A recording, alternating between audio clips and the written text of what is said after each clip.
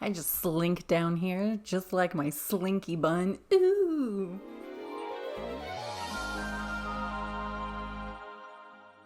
Hello, darlings, and welcome to Performance Perspective, where we talk about musicals, whether they're on stage or in film.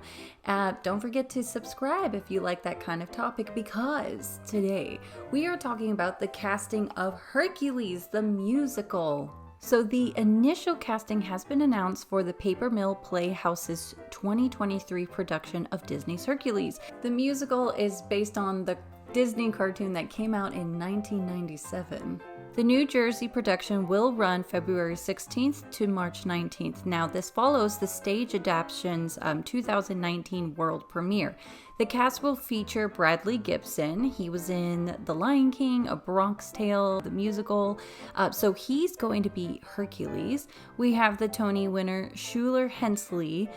He's in The Music Man, Oklahoma. So he's going to be Hades. Okay, so I was told to react to him doing Shapoopy in the revival of Music Man, you know, the one with Sutton Foster going flat randomly, and then Hugh Jackman. So now I do know Shapoopy. I think of Buddy Hackett. Buddy Hackett did the voice of Scuttle in Little Mermaid, so when I think of the movie musical, I think of him going Shapoopy, Shapoopy. Adorable. I'm listening.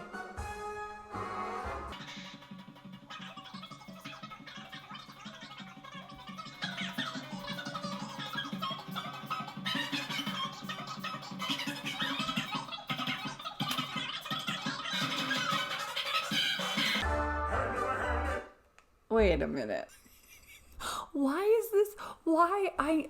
I need people's perspectives on this, because why do I think it's actually worse when the story of the song actually is more about treating women right? You know what it is? I've always felt, who hasn't been in the musical Music Man? That Shapoopy to me was just adorable, and it's not a sense of thinking of a grown man going after like a girl. It just is, it seems like this silly thing where it's like, hey kid, if you're in love with the girl, go get her, okay, buddy? You know, if like you squeeze her and she squeeze you back, cute. Well, this one, it just sounds like a grown man being like, wait. A grown man just be like, shaboopy, shaboopy. Like you saw me do it earlier with Buddy Hackett. It's so cute, right? It's like, shaboopy, shaboopy. I understand why people were going, what?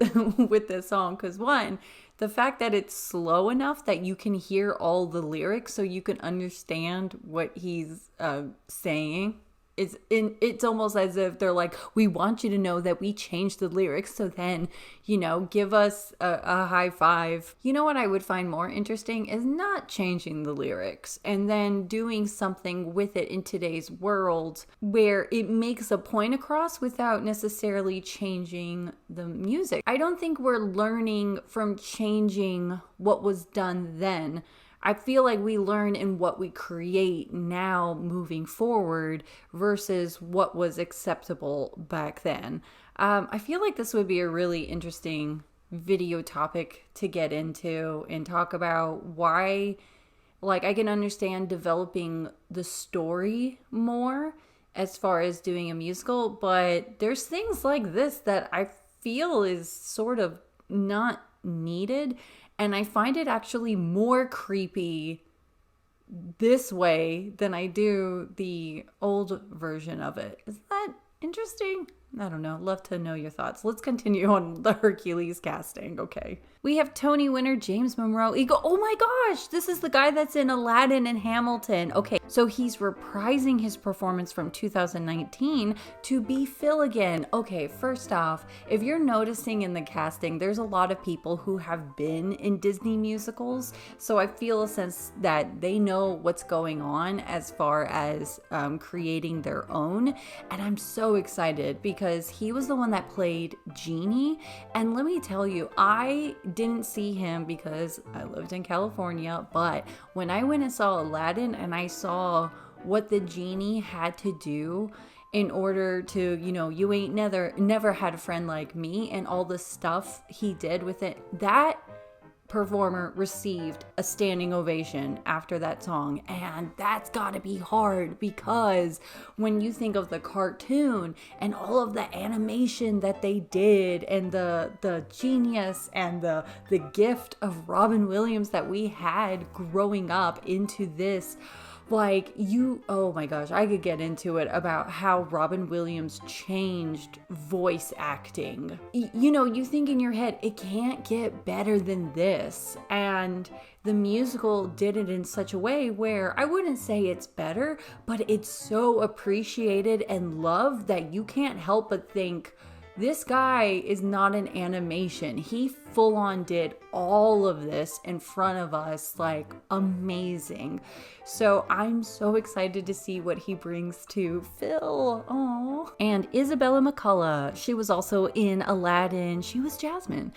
She's been in prop, so she's going to be Meg. Oh, I love Meg. I mean, can you not tell I am a 1990s kid? I grew up with these movies, and I was able to go into theaters and see it. So I find this very exciting. Additional casting will be announced, and don't worry, Hercules features music from our winner, Alan Menken, and the lyrics with David Zippel, and a book with the Tony winner, Robert Horn. So songs within the musical that is from the movie will be Go the Distance, Zero to Hero, and I Won't Say I'm in Love. Yes! Okay, first off, Go the Distance, great song.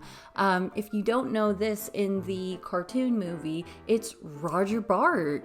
And, okay, quick story, I met him. I know him. I don't know him. I met him. He will... a fan seeing him in a show. And that show was Young Frankenstein. And I'll never forget, because I was waiting outside, because that's where you see, the actors leave. And I was so excited because I've seen him in the movie The Producers and other stuff. So every time I see him, I'm always like, oh, Roger Bart. And I was able to see him live. He was coming out. He was signing my program. And I said, I dream of being in a Mel Brooks musical. And I meant to say, I would love to be in The Producers or be in a musical like this, because I'm a huge Mel Brooks fan. And I think he took it differently. He kind of leaned in. He was like, well, you better hurry up because he is getting older. Anyways, I think there's still a chance because Mel Brooks is still alive. He's 96 years old. Way to go.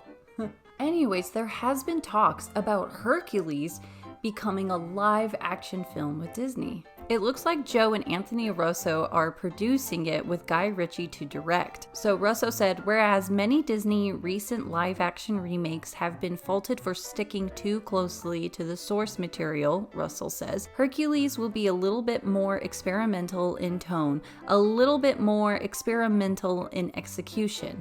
I think they're excited to see what we can all bring to it in a way that isn't just a reinterpretation of the animated film. I think that's fair in reading into it. They're looking at TikTok to be the inspiration. Sometimes I do think that a lot of the corporations should hear the fans out, because those are the people that want to see its success and want to see it, go and grow and so forth. Let's actually look at the live action Disney films that happened, and I'm just going to share my perspective on it all. I would love to hear yours, but I have to say the top 3 Disney live actions that I actually liked was Cinderella, Maleficent, and Cruella de Vil. And as I thought about it, the Cinderella version wasn't a musical.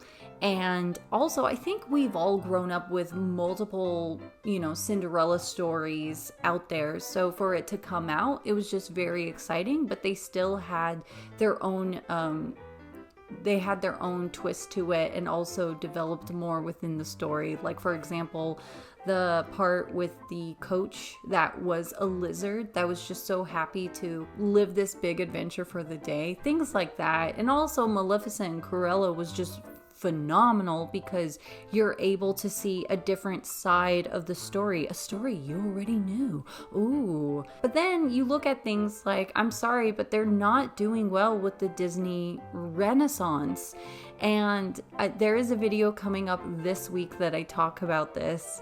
But I mean, let's look at Lion King for a second.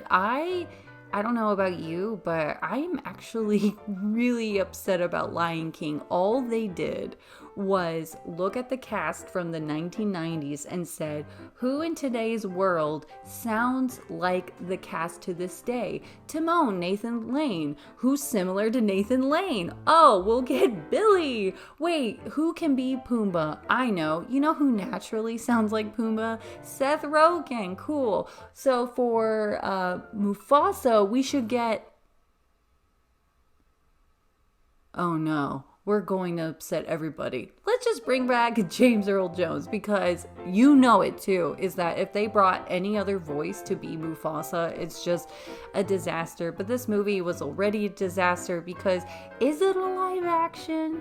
Is it? It's CGI. It's almost, it went from animation to another animation. Thoughts?